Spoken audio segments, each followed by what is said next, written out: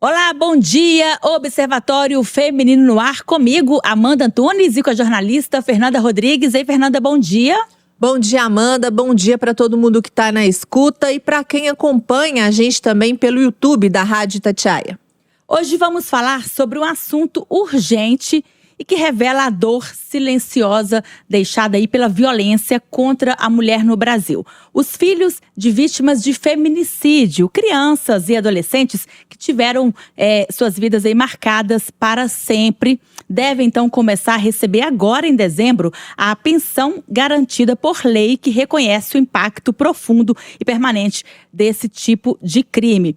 O benefício garante um salário mínimo mensal, R$1.518 aí para receber a renda familiar per capita deve ser igual ou inferior a 25% do salário mínimo. O decreto também garante o direito a filhos de mulheres trans vítimas de feminicídio e a dependentes sob tutela do Estado. O requerimento deve ser feito pelo representante legal. Exceto o autor, o INSS será responsável aí pela análise e concessão do benefício. Esse benefício é uma reparação mínima, né? Sabemos aí, diante de uma perda irreparável.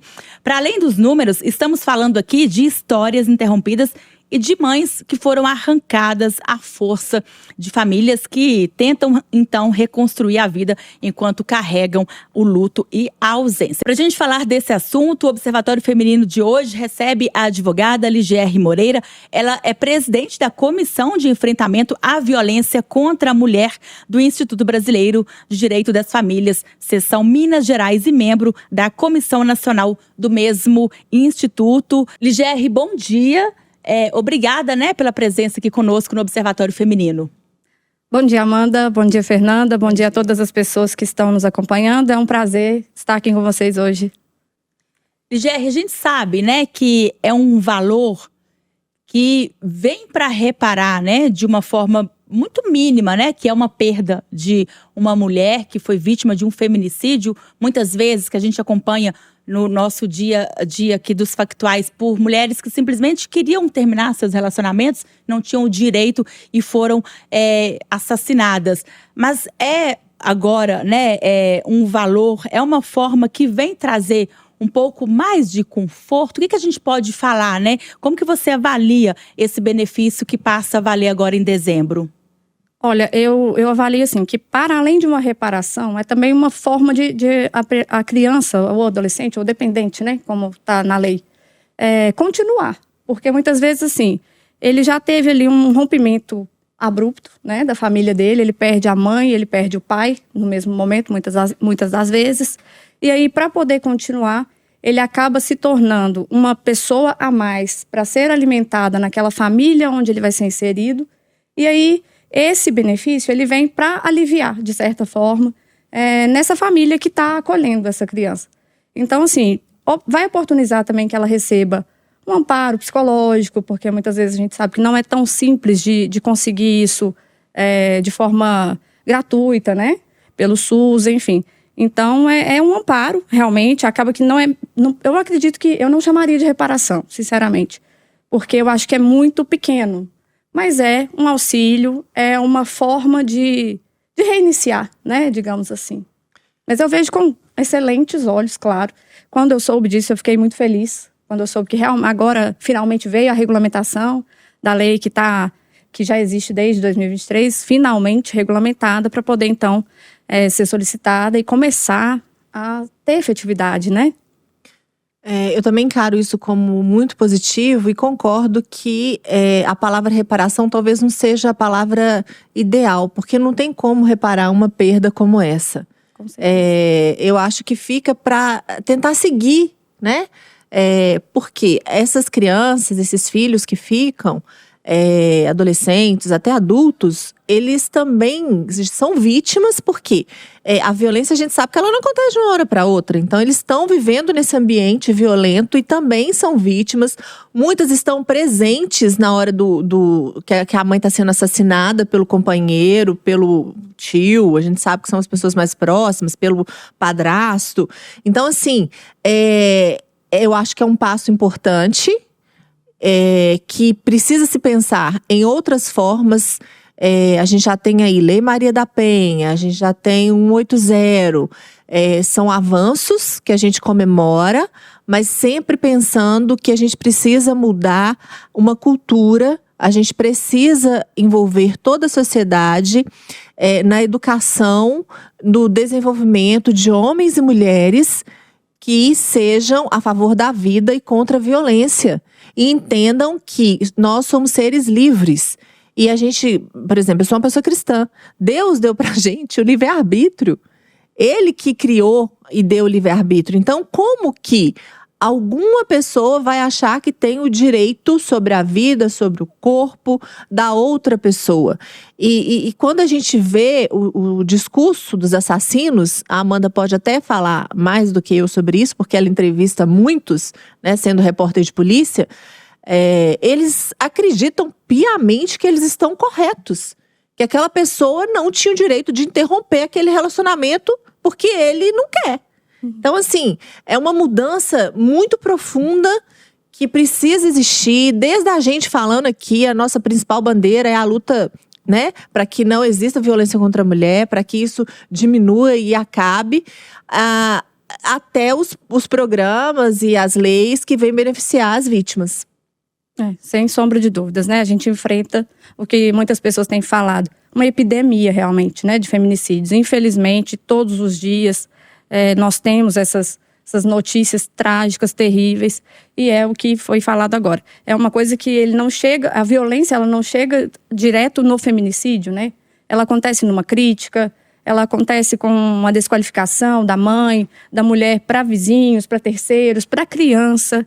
A criança vivencia tanta coisa durante aquele período todo, até chegar, até culminar nesse momento tão terrível.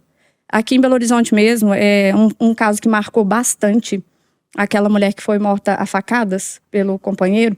E aí, assim, a que deixou vários filhos, né? Isso, essa mesmo. A gente tá falando aqui, eu tô na cabeça. Foi aqui, inclusive na frente de várias pessoas, com vídeo desse homem atrás dessa mulher correndo atrás dessa Bairro São Marcos. Isso mesmo. E aí, assim, nesse caso, por exemplo, a gente teve uma mobilização grande de pessoas de toda a sociedade para poder ajudar essas crianças. Então, essa questão desse benefício, ele já vem também nesse sentido, né? Beneficia nesse sentido também. E porque, assim, é uma situação que a gente precisa, de fato, né? A gente já teve uma alteração no ano passado, se não me engano, em outubro, que majorou algumas penas relacionadas aos crimes contra a mulher, né? Em relação a gênero mesmo. E tudo isso vem a somar, com certeza. Infelizmente, ainda não temos uma redução efetiva. A gente teve uma redução, mas ainda não é uma coisa efetiva. Não é o que a gente precisa, mas a gente tem que continuar na construção. E falando em construção, a gente vai para o segundo tema, que é muito… tem muito a ver com o que a gente está falando agora, que para mostrar que isso não acontece só no Brasil, é no mundo, né? Então, um relatório divulgado pela ONU, Organização das Nações Unidas, informa que uma mulher foi assassinada por alguém próximo, como companheiro, pai, irmão ou tio, a cada 10 minutos em 2024. De acordo com a ONU Mulheres e o Escritório das Nações Unidas sobre Drogas e Crimes, cerca de 50 mil mulheres e meninas foram mortas por parceiros ou familiares no ano de 2024. Entre os homens, esse índice é de 11%. Os dados foram coletados em 117 países e equivalem a 137 mulheres mortas por dia. A África registra o maior número de feminicídios em 2024, com cerca de 22 mil casos. Isso é um problema mundial. E a gente sabe que existe uma variedade de culturas pelo mundo afora, mas é consenso que se mata mais mulheres por ser mulheres no mundo inteiro. Eu acho que nunca vou me acostumar com esses números. Sempre vão ser muito pesados de ler, porque eu não enxergo números. Ali eu enxergo vidas, histórias. E como a gente tem uma editoria de polícia, né, muito forte aqui na rádio, com Renato, Amanda, Osvaldo. E aí eu sempre me interesso pelas histórias, pelo que está por trás daquilo. E eu penso assim, essa pessoa, essa mulher… ela levantou hoje igual a mim. Ela tomou um banho, ela tomou um café. e alguma coisa terrível aconteceu. E a gente tem muitos casos que marcam. A gente falou aqui do caso do São Marcos, que o companheiro matou a companheira a facadas, ele deixou muitos filhos. Mas a gente também teve um caso recente que a gente acompanhou da Alice. Ali na Savassi, ela apanhou, ela foi espancada e depois de 2 semanas ela faleceu em decorrência dessa violência que ela sofreu. E ela era uma mulher trans. E a gente tem ouvido muito depoimento da família, do que era o relacionamento dela com o pai. Então, quando eu leio números, eu vejo isso. Eu vejo pessoas e eu penso… Quando eu leio esse texto, quando eu vejo números, eu tô vendo pessoas. E aqueles homens que bateram, e aquele homem que mata a mulher e que espanca a mulher, que tá na frente dele, ele não tá enxergando nada, ele tá enxergando um objeto, um nada. Isso pra mim, assim, é muito difícil fazer tentar entender quem pratica essa violência, Amanda. Pois é, eu fico pensando, assim, no dia a dia, né, do nosso trabalho, onde que a gente vai parar? Porque, né, quase que diariamente acompanhamos, essa semana inclusive, né, um caso de uma mulher que foi assassinada logo de manhã também, à frente do filho de 9 anos, se não me engano, em Ribeirão das Neves, e depois esse assassino, ao ser preso, veio dizer que a mulher o acordou, questionando, tentando justificar aquele crime. E, infelizmente, nas redes sociais eu vi muitas pessoas, inclusive mulheres também, falando, olha, mas ela acordou o moço, questionando, enfim, tentando passar pano ou tentar achar justificativa. Não existe justificativa para isso. Mas às vezes a gente fica muito pessimista com tudo, né?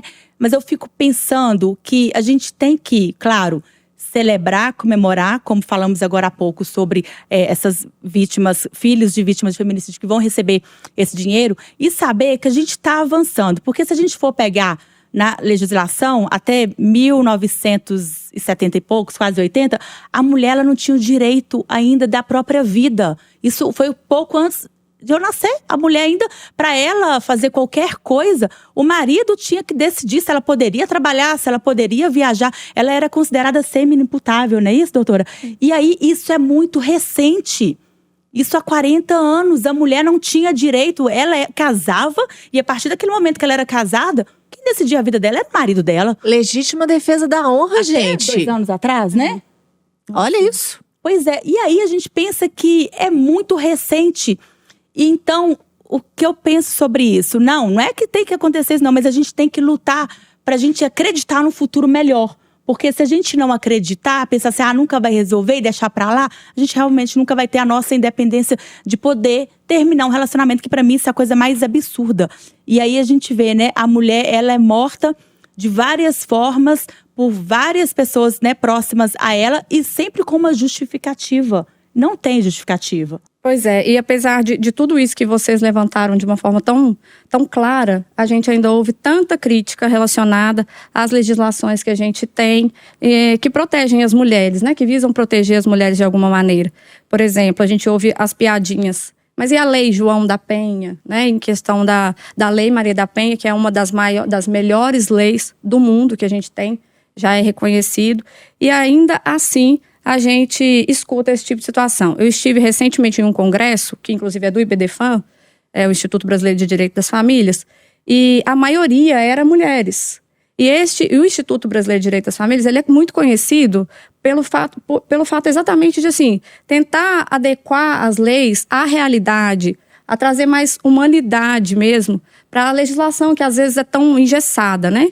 E aí, assim, a quem interessa essas mudanças? A quem interessa mais a proteção? É de fato a nós, mulheres, porque nós somos as vítimas, né? Então, assim, dentro dos nossos lares, nós não temos proteção, muitas vezes. É o lugar, talvez, de maior risco, muitas vezes. Às vezes você vai chegar em casa e aí, a partir dali, tudo acabou. É o que a Fernanda acabou de falar.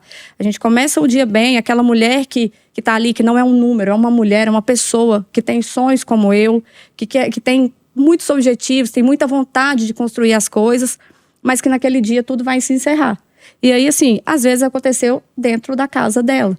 E isso é um crime de ódio. O caso da Alice, eu estava pensando na mesma coisa quando a gente estava comentando, né? Porque nós sabemos que o feminicídio, ele acontece não somente nos casos de violência doméstica, né?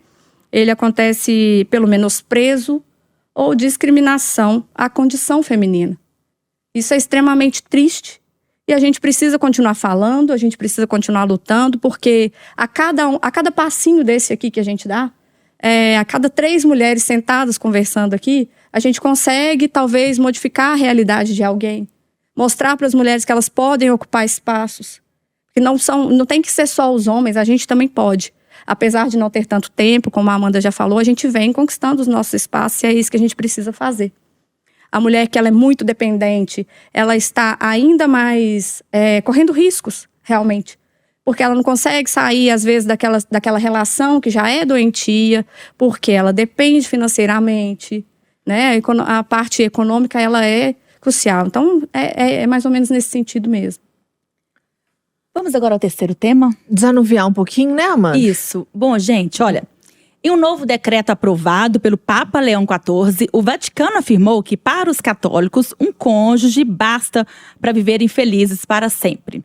O órgão orientou 1 bilhão e 400 milhões de católicos do mundo a buscarem o casamento com uma única pessoa para a vida toda e a não manterem relações sexuais múltiplas, como a poligamia ou o poliamor. O decreto, que não abordou relacionamentos entre pessoas do mesmo sexo, focou no que chamou de riqueza e fecundidade do casamento tradicional. Então, gente, é um assunto polêmico, né? Porque a gente envolve aí religião, crença. A gente sabe que a Igreja Católica, né? Quem realmente é católico, quem segue, sabemos aí que tem várias, né, vários decretos relacionados aí à questão da família, né? Eu acho isso, assim, que na verdade tinha que ser uma decisão da pessoa, né? Não acredito que seja, né, a religião que vai mandar ali, vai decidir, né, se a pessoa tem que estar com uma pessoa ou com outra. A gente já sabemos de casos de pessoas que têm vários relacionamentos e estão felizes. Então, para mim, eu acho que o que importa é isso. E aí, se essa pessoa, né, não que eu esteja falando que você tem que ter vários relacionamentos, porque para mim não, para mim é uma pessoa só. Mas se tem alguém que acredita que para ela faz melhor, a gente sabe que hoje em dia acontece muito isso, ela vai deixar de frequentar a igreja por causa disso, se for uma crença? Então, eu acho que é um assunto tão complicado e eu não vejo muito sentido, assim, talvez, desculpe aí minha ignorância, mas do Vaticano decidir se a pessoa tem que estar com 1, 2 pessoas e que isso que vai fazê-la mais feliz. Fernanda, e aí? Eu acho que isso faz parte do movimento para tentar salvar a família tradicional. Porque é isso, cada um tem a sua crença, cada um tem a sua religião e você vai se enquadrar dentro do que você professa, do que essa religião professa, e tudo bem, né? Se você aceitou, você quer cumprir ali quais são os dogmas daquela igreja, e aí você vai obedecer. Mas eu acredito que esse movimento que a gente está acompanhando de famílias com muitos filhos, né, mais numerosas, grandes, que é um movimento para tentar justamente fortalecer, porque a gente sabe que divórcios, os números aumentaram bastante, e aí falando assim de uma forma assim mais leve, eu tô concordando com a igreja, porque assim, às vezes você casa uma, casa duas, casa três, você vai errando tanto que é melhor você casar uma vez só, que aí você envolve a família uma vez só, envolve a igreja uma vez só, porque a pessoa vai casando, separando, dá muito trabalho. Então, mas aqui, pelo que eu entendi, você está casado com de uma vez, né? Sim, uma pessoa só para a vida toda. Isso. Essa frase é muito pesada. Para a vida toda. Presta atenção, a hora que você casa lá. Para a vida toda. Eu quero ver quem cumpre para a vida toda. Acaba que assim, não é uma novidade tão grande vinda da Igreja Católica, né? Porque a gente sabe que as bases da igreja são totalmente tradicionais. Não é algo com que eu discorde também, assim. Na minha vida, eu não viveria um poliamor. Mas eu, ao mesmo tempo, não critico quem vive, porque talvez ela é feliz ali daquele jeito. A gente, pegando um gancho ainda no assunto que a gente estava sobre violência. Às vezes uma mulher é casada com uma única pessoa pela vida inteira e ela sofre nas mãos dessa única pessoa a vida inteira. Eu acho muito complicado quando a igreja ou mesmo o Estado, interfere de uma forma tão intensa na vida das pessoas. Porém, é claro que assim, é muito delicado falar, né?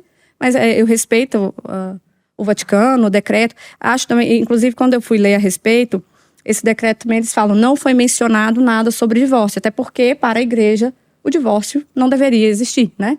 Tem que ser realmente felizes para sempre. E quem quiser comemorar, saibam que Belo Horizonte tem o dia 18 de maio como o Dia da Fidelidade Conjugal e do Casamento Monogâmico Cristão. Então já tem um dia para comemorar também, gente. Então vamos embora agora, né, Nanda? Depois dessa. Vamos, e semana que vem a gente tá de volta. Até semana que vem. Tchau.